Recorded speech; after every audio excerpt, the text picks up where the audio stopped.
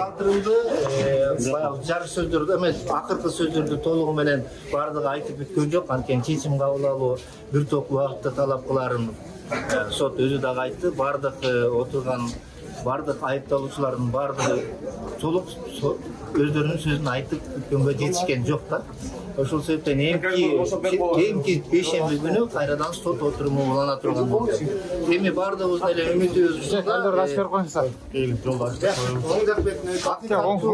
мыйзамдуу чечим кабыл алат деп ишенебиз. Анткени буга чейин дагы өлкө жетекчилери биздин өлкөдө деген буга чейин демократия аралча болгон болсо биздин өлкө кийин биздин өлкө дүйнө жүзүндө мыйзамдуулукту сактаган чыныгы өнүккөн өлкө катары сактала тургандыгын айткан.